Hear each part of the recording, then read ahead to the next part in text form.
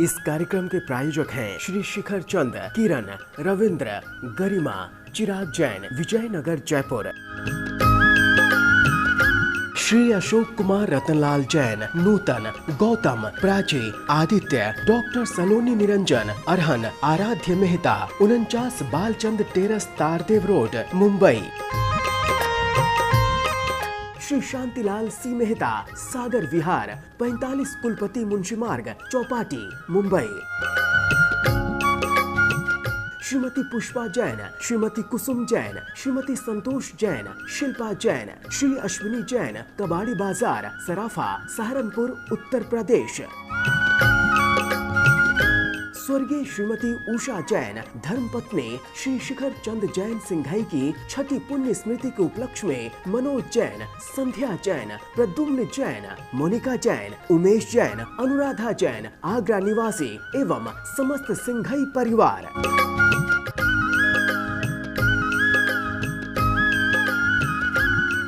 जय जिनेन्द्र, तीन भुवन में सार, वीतराग विज्ञानता,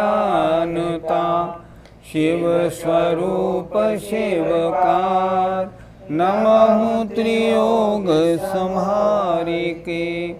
पंच परमेष्ठी भगवान की जय।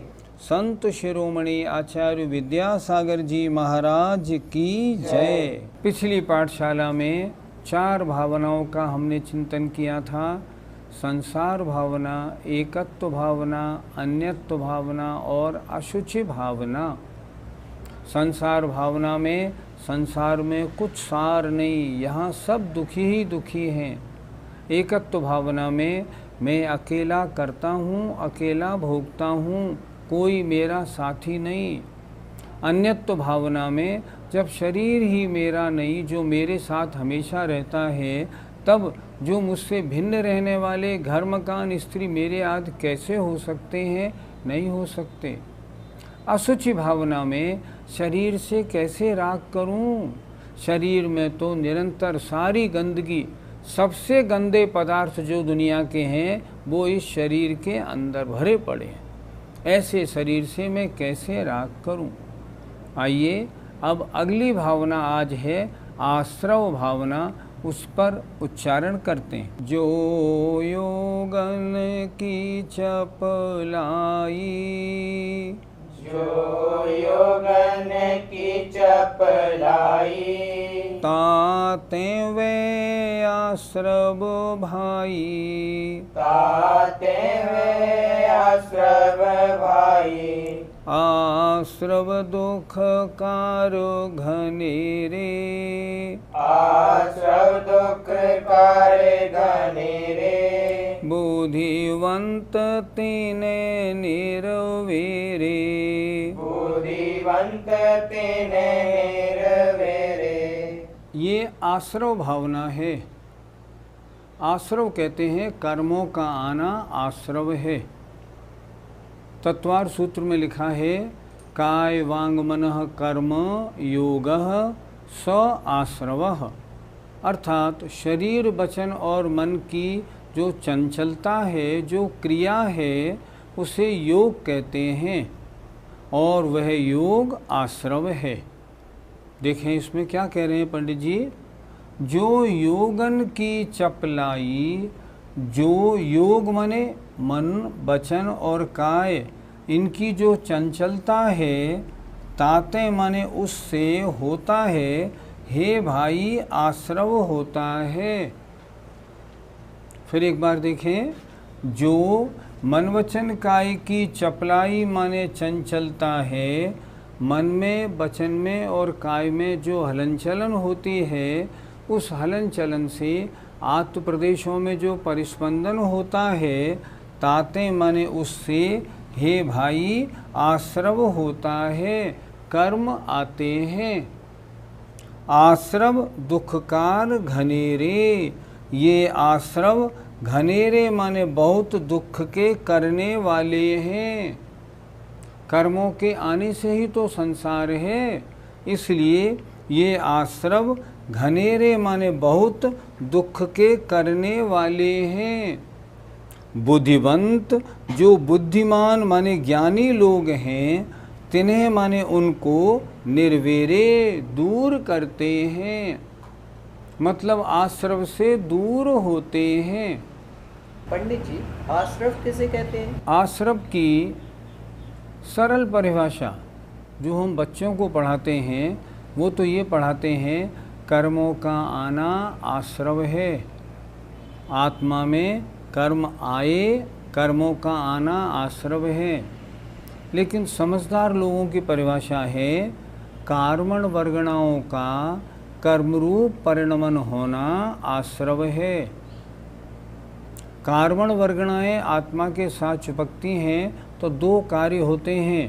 पहले कार्मण वर्गणाएं कर्मरूप परिणमन करती हैं और फिर उसके बाद आत्मा से एक में एक हो जाती हैं। तो कार्मण वर्गणाओं का कर्मरूप परिणमन करना आश्रव है। पंडित जी, आश्रव कितने प्रकार का होता है? आश्रव दो प्रकार का है, एक द्रव्याश्रव और एक भावाश्रव। अर्थात जो कार्मण वर्गणा है उनका आना या उनका कर्मरूप परिणमन करना, ये तो है द्रव्याश्रव। और आत्मा के जिन परिणामों से कार्मण वर्गणाएं कर्मरूप परिणमन करती हैं वो कहलाते हैं भावाश्रव। फिर समझें अच्छी तरह, आश्रव दो प्रकार का, एक द्रव्याश्रव और एक भावाश्रव। अर्थात कार्मण वर्गणाओं का कर्मरूप परिणमन करना द्रव्याश्रव है और आत्मा के जिन परिणामों से कार्मण वर्गणाएं कर्मरूप परिणमन करती हैं उन परिणामों को हम कहते हैं भावाश्रव।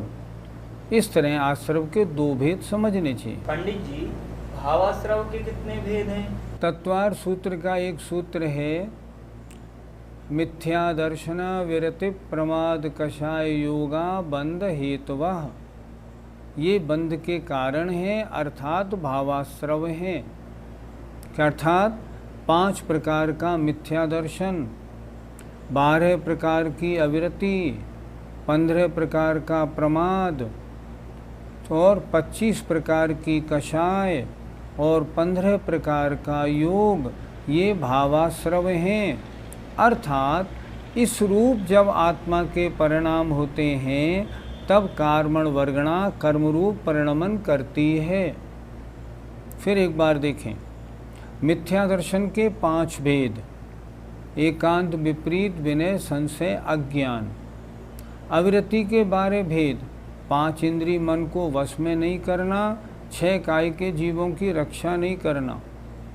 प्रमाद के 15 भेद और कषाय के 25 भेद, 16 और 9 कषाय। और योग के 15 भेद, 4 मनोयोग, 4 वचन योग और 7 काय योग। इनमें प्रमाद को कषाय के अंदर गर्भित कर दिया तो भावाश्रव के कितने भेद हो गए? 5 मिथ्यात्व, 12 अविरति, 25 कषाय और 15 योग। इस प्रकार इन 57 प्रकार के जब आत्मा के परिणाम होते हैं तब कार्मण वर्गणाएं कर्मरूप परिणमन करती हैं, ये भावाश्रव कहलाते हैं। इनको बंध के कारण अर्थात आश्रव माने भावाश्रव कहा है। इन परिणामों के कारण कार्मण वर्गणा कर्मरूप परिणमन करती है, अर्थात आश्रव होता है। पंडित जी, क्या सभी कर्मों का आश्रव दुख देने वाला है? देखो, तत्व 7 होते हैं, उनमें जीव और अजीव ये तो जानने योग्य हैं, ज्ञेय। आश्रव और बंध ये हेय हैं, छोड़ने योग्य। संबर और निर्जरा ये उपादेय हैं, करने योग्य, और मोक्ष प्राप्त करने योग्य है। इसलिए आश्रव और बंध को हेय में गिना जाता है। लेकिन आश्रव 2 प्रकार का, एक पुण्य प्रकृतियों का आश्रव और एक पाप प्रकृतियों का आश्रव। अगर हम हिसाब से देखें तो पाप प्रकृति कितनी? 100, पुण्य प्रकृति कितनी? 68। अब प्रश्न है, इनमें दुख देने वाली कौन? अगर संसार के हिसाब से देखें आत्मा की पराधीनता के हिसाब से देखें तो आश्रव आत्मा को पराधीन करता है। वैसे अगर देखें तो जो 100 पाप प्रकृति है ये दुख देने की कारण है, और जो पुण्य प्रकृति है वो सुख में कारण है। पुण्य प्रकृतियां सांसारिक सुख को देती हैं, कथनचित उपादेय हैं, लेकिन पाप प्रकृति जो 100 हैं वो तो हेय ही है। इसलिए लिखा इन्होंने, आश्रव दुखकार घनेरे बुद्धिवंत तिने निर्वेरे। जो बुद्धिवंत माने ज्ञानी हैं ये उनको दूर करते हैं। तो किनको दूर करते हैं? जो पाप प्रकृतियों का आश्रव है उनको। पुण्य प्रकृतियों का आश्रव कौन दूर करते हैं? जो शुद्धोपयोगी मुनि महाराज होते हैं, वे आश्रव सारे आश्रव को हटाना चाहते हैं, नहीं कोई भी आश्रव ना हो। 11 और 12वें गुणस्थान में जो शुद्धोपयोगी मुनि महाराज होते हैं उनके मात्र एक साता वेदनी का आश्रव होता है योग के कारण, और आश्रव होता ही नहीं। इसलिए पाप प्रकृतियों का आश्रव एकदम हेय है, पुण्य प्रकृतियों का आश्रव कथनचित हेय कथनचित उपादेय है, और आश्रव से रहित होना, संवर निर्जरा में लगना, ये परम उपादेय है। आश्रव का रुकना है संवर। अब अगला देखते हैं, संवर भावना का स्वरूप क्या है। चिंतन किया जा रहा है कि जिन कारणों से आश्रव होता है मैं इनसे बचूं। अब बचना अर्थात आश्रव को रोकना, वो कैसे होता है वो देखते हैं। जिन पुण्य पाप नहीं कीना, जिन पुण्य पाप नहीं कीना, आत्म अनुभव चित दीना, आत्म अनुभव चित दीना, तीन ही विधि आवत रोके, तीन ही विधि आवत रोके, संवर लहि सुख अविलोके, संवर लहि सुख अवलोके। संवर भावना, कर्मों का आना रुकना संवर है।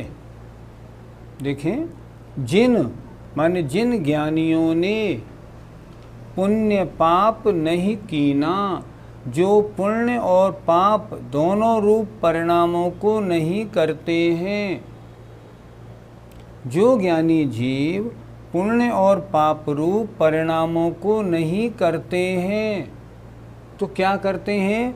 आत्म अनुभव, आत्मा के अनुभव माने जानने में जिन्होंने अपना चित्त दे दिया है, जो परिणामों से पुण्य रूप पाप रूप परिणामों को हटा करके अब आत्मा के अनुभव में लगे हैं, तिन ही उन ज्ञानियों के द्वारा ही आवत विधि आते हुए कर्म रोके जाते हैं। जो ज्ञानी पुण्य और पाप से हट जाते हैं, आत्मा के अनुभव में जिन्होंने अपना चित्त लगा दिया है, उनके फिर आते हुए कर्म रुक जाते हैं, और संवर लही, और संवर को पा करके प्राप्त करके वे सुख का दर्शन करते हैं। अतीन्द्रिय परम आत्म सुख में डुबकी लगाते हैं। संवर भावना, चिंतन करने वाला सोच रहा है कि मैं आश्रव से हटूं और संवर में आऊं। क्यों? संवर में सुख है, आश्रम में दुख है। पंडित जी, संवर का प्रारंभ किस गुण स्थान से होता है? संवर और आश्रव दोनों विरोधी हैं। आश्रव का रुकना संवर है, तो आश्रव के कारणों का रुकना हुआ और संवर का प्रारंभ हो गया। अब देखो, आश्रव के कारण मिथ्या दर्शन, अविरति, प्रमाद, कषाय और योग। मिथ्या दर्शन, इसका हटना, मिथ्या दर्शन कहाँ हटा? दूसरे गुणस्थान से हट गया। मिथ्या दर्शन कहाँ है? पहले गुणस्थान में है। अब दूसरे गुणस्थान में मिथ्या दर्शन नहीं, तो दूसरे गुणस्थान में मिथ्यात्व के कारण जो 16 प्रकृतियों का आश्रव होता था वो रुक गया। तो संवर का प्रारंभ कहाँ से होता है? संवर का प्रारंभ दूसरे गुणस्थान से होता है। तीसरे गुणस्थान में 16 तो मिथ्यात्व के कारण आने वाली प्रकृतियां रुकी और 25 अनंतानुबंधी से आने वाली और रुकी। 41 प्रकृतियों का संवर तीसरे गुणस्थान में हो गया। संवर का प्रारंभ होता है दूसरे गुणस्थान से। अच्छा, संवर की पूर्णता कहाँ होती है? जहाँ संवर के कारणों का अभाव हो जाए, संवर जहाँ आश्रव के कारणों का अभाव हो जाए। आश्रव के कारण मिथ्या दर्शन, अविरति, प्रमाद, कषाय, योग। 13वें गुणस्थान में अरहंत भगवान के भी आश्रव है। साता वेदनी का आश्रव होता है। क्यों होता है? क्योंकि वहाँ योग है। भगवान उठते हैं, चलते हैं, बैठते हैं, दिव्य ध्वनि होती है, उनके योग है। तो संवर की पूर्णता कहाँ होती है? 14वें गुणस्थान में होती है। 14वें गुणस्थान में आश्रव बिल्कुल नहीं होता। संपूर्ण सारी प्रकृतियों का आश्रव रुकना 14वें गुणस्थान में होता है। 11, 12, 13वें गुणस्थान में केवल एक प्रकृति का आश्रव होता है, साता वेदनी का। बाकी सबका आश्रव रुक जाता है। इसलिए संवर का प्रारंभ दूसरे गुणस्थान से और संवर की पूर्णता 14वें गुणस्थान में होती। पंडित जी, आत्मा के किन परिणामों से संवर होता है? द्रव्य संग्रह की एक गाथा है। वद समिधि गुत्तियो धम्माणुपेहा परीश जौय चारितम बौभेया णायवा भाव संवर विशेषा। व्रत 5 प्रकार के, समिति 5 प्रकार की, गुप्ती 3 प्रकार की, धर्म 10 प्रकार का, अनुप्रेक्षा 12 प्रकार की, परिशयों का जय और 5 प्रकार का चारित्र, ये सब भाव संवर के कारण हैं। इन सब से भाव संवर होता है।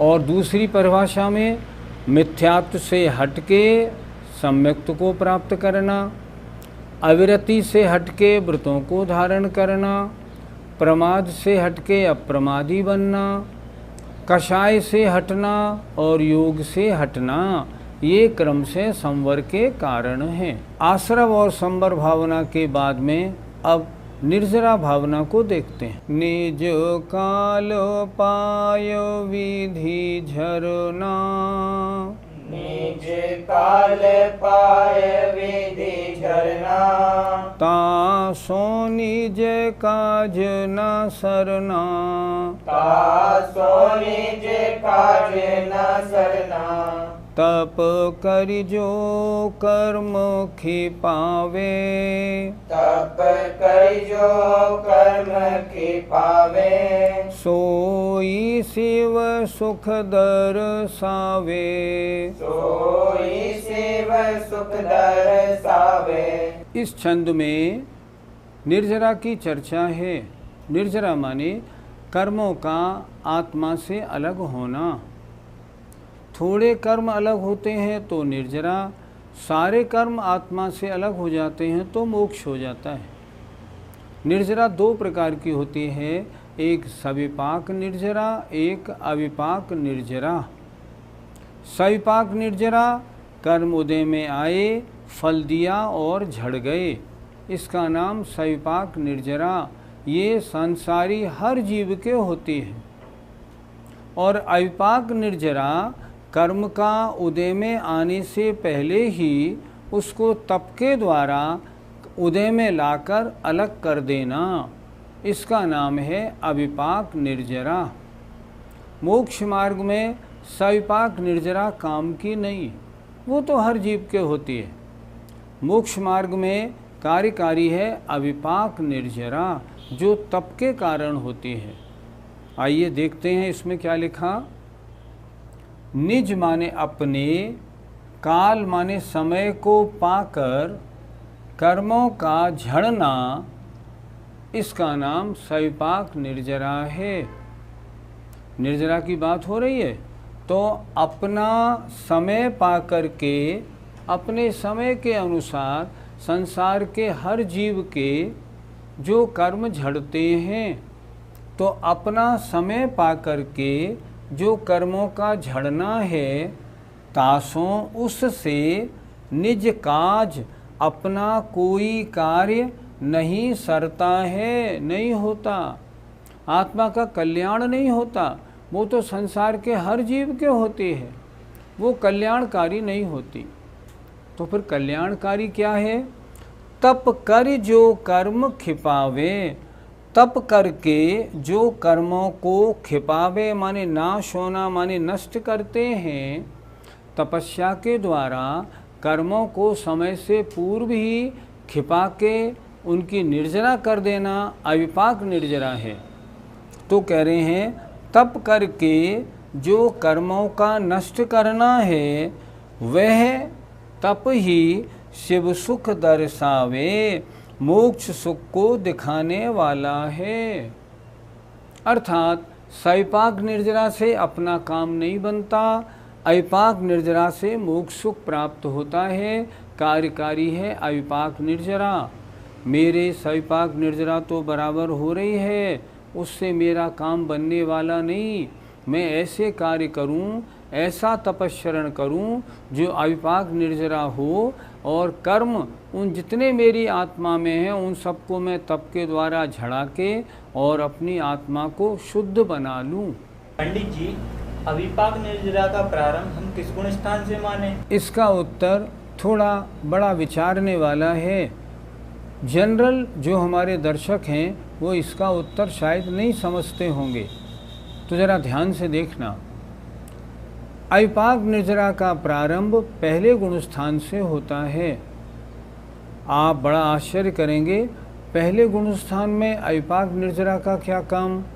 लेकिन आचार्यों ने लिखा है जो सातिशय मिथ्या दृष्टि है, जो सम्यक्त को प्राप्त करने में आगे बढ़ रहा है, जो करण लब्धि में आ गया है, उसके पहले गुण स्थान में जहाँ से अपूर्व करण का प्रारंभ होता है, वहाँ से अविपाक निर्जरा का प्रारंभ हो जाता है। प्रति समय असंख्यात गुणी निर्जरा वहाँ से प्रारंभ हो जाती है, और वहाँ से फिर आगे सम्यक दृष्टि से जो पंचम गुण स्थानवर्ती उस सातिशय मिथ्या दृष्टि से सम्यक दृष्टि के असंख्यात गुणी, वहाँ से फिर जो श्रावक व्रती है उसके असंख्यात गुणी, उससे मुनि के असंख्यात गुणी, और फिर तत्वार सूत्र के अनुसार असंख्यात गुणी निर्जरा आगे बढ़ती जाती है। प्रारंभ कहाँ से होता है? प्रारंभ होता है पहले गुण स्थान में करण लब्धि वाले मिथ्या दृष्टि के अपूर्व करण से होती है। पंडित जी, फिर निर्जरा का मुख्य कारण क्या है? सम्यक दर्शन और सम्यक ज्ञान सहित जो चारित्र का धारण किया जाना है या तपस्चरण किया जाना है, वो निर्जरा का मुख्य कारण है। उन्होंने स्पष्ट लिखा है तपसा निर्जरा चो, तप से निर्जरा होती है। तप कितने प्रकार का? 6 प्रकार का अंतरंग और 6 प्रकार का बाह्य। बाह्य तप कौन सा? अनशन, ऊनोदर, व्रत पर संख्यान, रस पर त्याग, विविध शय्यासन और कायक्लेश, ये बाह्य तप निर्जरा में कारण हैं। अंतरंग में प्रायश्चित, विनय, वैयावृत्त, स्वाध्याय, व्युत्सर्ग और ध्यान, ये निर्जरा में कारण है। इनमें भी सबसे ज़्यादा निर्जरा ध्यान नामक जो अंतरंग तप है उसके द्वारा होती है। वास्तव में मुक्ति का कारण तो ध्यान है। कौन सा ध्यान? पहले धर्म ध्यान 10वें गुण स्थान तक, उसके आगे शुक्ल ध्यान, और जब शुक्ल ध्यान में पहुंचता है जीव तो 11, 12, 13, 14 और सिद्धवत प्राप्त कर लेता है। तो मुक्ति का मुख्य कारण या कहें निर्जरा का मुख्य कारण ध्यान है। इसलिए ध्यान में अपना मन लगाना चाहिए। लेकिन पहली बात, पहले सम्यक दृष्टि बने, सम्यक ज्ञान प्राप्त करें, व्रतों को धारण करें, चारित्र को धारण करें। इस पंचम काल में 7वें गुण स्थान तक आना है, उससे ज़्यादा नहीं। कम से कम इतना तो हम कर लें, व्रतों को तो धारण कर लें, ताकि 24 घंटे प्रति समय निर्जरा होना प्रारंभ हो जाए। मुझे उम्मीद है आज जो आपने प्रकरण सुना, आश्रव, संवर और निर्जरा, इसको सुन के आपने कुछ मन बनाया होगा। आश्रव के कारणों से बचिए, संवर के कारणों में लगिए, और अविपाक निर्जरा के कारण जो तप और ध्यान है उनमें जितना जुटेंगे उतना आत्मकल्याण होगा। समय आपका हो गया है। जय जिनेंद्र। इस कार्यक्रम के प्रायोजक हैं श्री शिखर चंद, किरण, रविंद्र, गरिमा, चिराग जैन, विजयनगर, जयपुर। श्री अशोक कुमार, रतनलाल जैन, नूतन, गौतम, प्राची, आदित्य, डॉक्टर सलोनी निरंजन, अरहन, आराध्य मेहता, 49 बालचंद टेरस, तारदेव रोड, मुंबई। श्री शांतिलाल सी मेहता, सागर विहार, 45 कुलपति मुंशी मार्ग, चौपाटी, मुंबई। श्रीमती पुष्पा जैन, श्रीमती कुसुम जैन, श्रीमती संतोष जैन, शिल्पा जैन, श्री अश्विनी जैन, कबाड़ी बाजार, सराफा, सहारनपुर, उत्तर प्रदेश। स्वर्गीय श्रीमती उषा जैन, धर्मपत्नी श्री शिखर चंद जैन सिंघाई की छठी पुण्य स्मृति के उपलक्ष्य में मनोज जैन, संध्या जैन, प्रद्युम्न जैन, मोनिका जैन, उमेश जैन, अनुराधा जैन, आगरा निवासी एवं समस्त सिंघाई परिवार।